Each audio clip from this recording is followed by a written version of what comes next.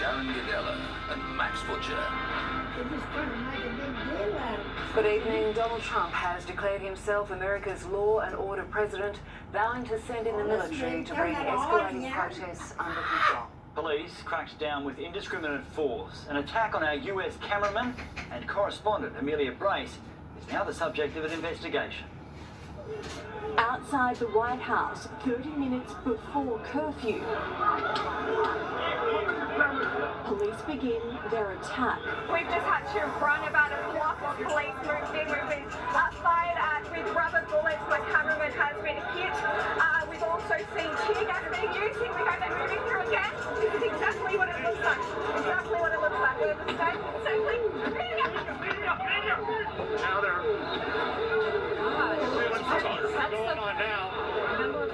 Now there's just a lot of violence erupting. Hit with a shield in the stomach, a punch to the lens.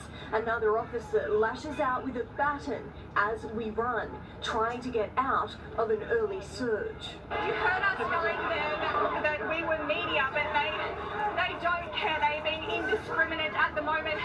They chased us down that street, and as you see, they were firing these rubber bullets at everyone. There is tear gas, and now we are really surrounded by the police, and you really saw the way that they dealt with my cameraman Tim. They're quite violent, and they do not care who they're targeting at the moment.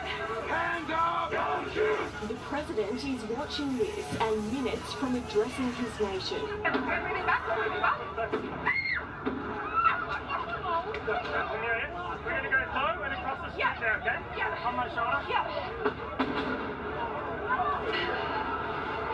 With the crowd as we're driven blocks back, people around us have hands in the air as tear gas flies. 4 minutes later, Donald Trump in the Rose Garden. All Americans were rightly sickened and revolted by the brutal death of George Floyd. The sound of tear gas canisters behind him. I will fight to protect you. I am your president of law and order. Night 7 of riots, the commander-in-chief came with an arsenal. We will end it now. Today I have strongly recommended to every governor to deploy the National Guard in sufficient numbers that we dominate the streets. If a city or state refuses to take the actions that are necessary to defend the life and property of their residents, then I will deploy the United States military and quickly solve the problem for them. A president vowing anarchists will be squashed. These are acts of domestic terror. The destruction of innocent life and the spilling of innocent blood is an offense to humanity and a crime against God. And now I'm going to pay my respects to a very, very special place. Thank you very much. Just minutes after he finished, police clear the street.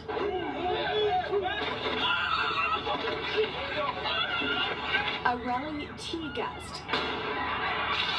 Military police with rubber bullets. Forcibly cleared out.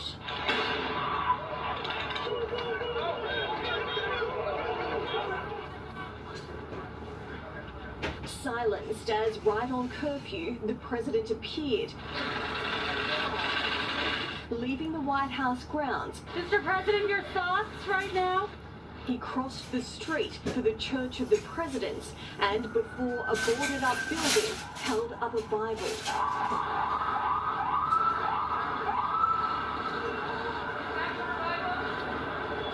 It won't take long. It's not going to take long. Calling in his team for a photo.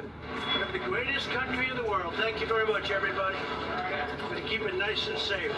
He sanctioned the use of tear gas by police officers in riot gear to clear the church guard. I am outraged. I just can't believe what my eyes have seen tonight.